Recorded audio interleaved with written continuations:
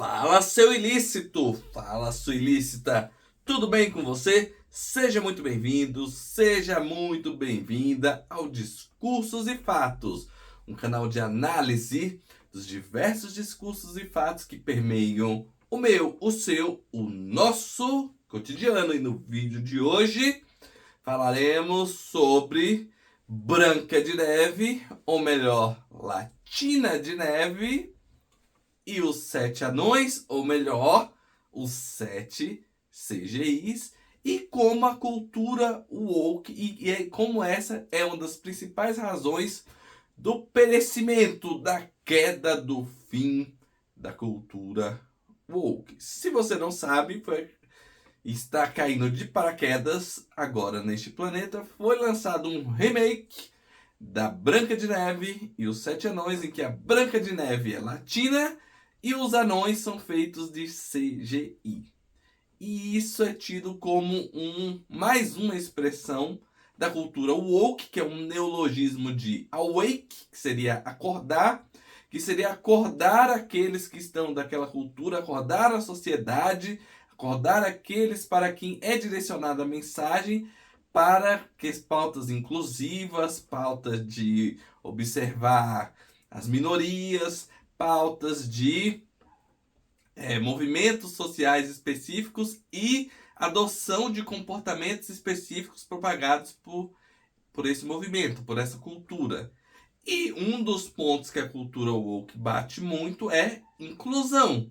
E o que é que não teve no filme da Branca de Neve, Branca de Neve e os Sete Anões? Inclusão. Muitos atores anões de Hollywood reclamaram justamente pela escolha da Disney em não optar por atores anões, que já é o papel, e optar por CGI. CGI é o quê? Computadorizado, né? Então, assim, você não usa ator mesmo, você usa só a animação. Tem um gasto muitíssimo elevado, que você poderia baixar muito os custos do filme, utilizando anões para o papel de, olha só quem diria, anões. E essa é uma crítica muito forte feita à cultura woke, e com razão, que é o seguinte: as pautas que são escolhidas para se promover, muitas das vezes não incluem todas as minorias, e as próprias minorias excluídas, como no caso dos anões, não conseguem dialogar com os chefes do grupo, os propagadores da ideologia. Fica uma questão muito que ditatorial. E um outro ponto, e nesse aqui a gente entra para falar do filme da Branca de Neve em si, ou da Latina de Neve em si, que fez muita gente pegar raiva da cultura woke e defender o fim da cultura woke, é a destruição dos personagens, a destruição do imaginário dos personagens na população. O que eu estou dizendo? Não são todos os filmes woke que deram errado, por assim dizer. Você tem a Frozen, filme tido como um filme da cultura woke, só que ele foi diferente de todos os outros. O que a Frozen, os pensadores do movimento woke fizeram na Frozen? Criaram um herói do zero. Criaram um herói do zero, colocaram a ideologia, os pensamentos, as ideias woke nesse personagem, nesse filme, criaram toda a história e lançaram o filme. E o filme fez sucesso.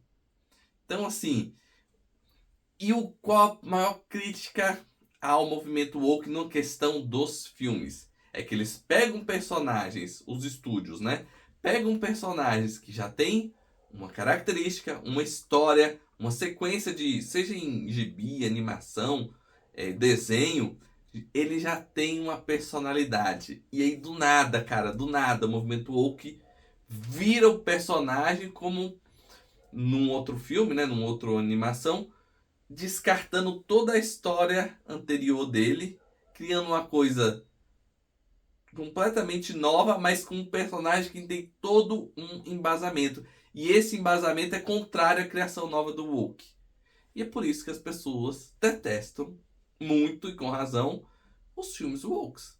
Porque é muito raro você ter um woke criando um personagem do zero, por exemplo, como a Frozen. E quando você cria, como você está modelando do zero, dá muito mais trabalho. Mas é muito. É aceito até porque não é o woke. Que você olha, não mexeram com os meus heróis, com as pautas que eles defendem, com a história. Tem todo o embasamento da história dos outros heróis, tipo Batman, por exemplo. Faz um Batman woke, por exemplo. O Star Wars, nossa, Star Wars, o que fizeram com Star Wars, esquece os últimos filmes completamente contrário à história base.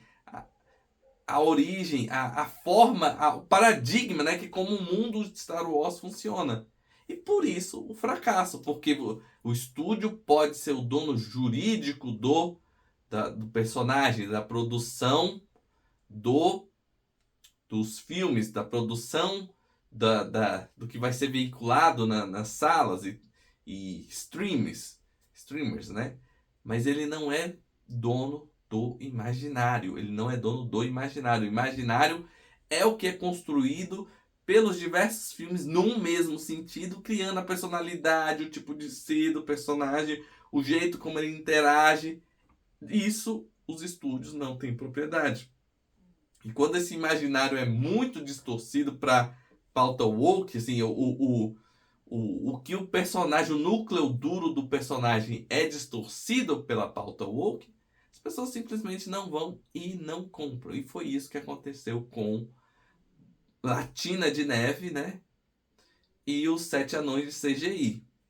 A história foi muito distorcida, a personalidade da Branca de Neve, a interação com os anões, o papel dos anões. Então, assim, tendo em vista a distorção, mais uma penalização. E assim que a cultura woke vai acabando com muito prejuízo para os estúdios. Bem feito, bem feito. Agora, e por que eles preferem pegar personagens já consolidados, já de muito tempo, de sucesso? Por isso. São personagens consolidados, muito tempo, sucesso. E aí vai que consegue mudar as características do personagem e o público aceitar. Que o público não aceitou. É muito melhor, seria até muito mais respeitada a cultura woke do ponto de vista cinematográfico, pelo menos eu digo, se eles construíssem os personagens do zero. Ó, vamos criar um novo personagem. Esses novos personagens poderiam até, por exemplo, heróis, interagir com heróis antigos. Sabe? Isso é bem interessante. Agora, eles querem pegar os heróis antigos e jogar toda a ideologia woke em cima deles e achar que não vai dar em nada. Não é assim. Vai dar prejuízo, vai gerar irritabilidade com o movimento e declinou a ponto de estar muito próximo. Está numa baixa e merecida, bem merecida, o movimento woke. Então, por não criar seus próprios heróis, tentar mudar toda hora, eles chegaram nessa situação e merecem. E aí, o que você achou desse vídeo? Deixe seu comentário aqui abaixo. Muito obrigado. Até a próxima.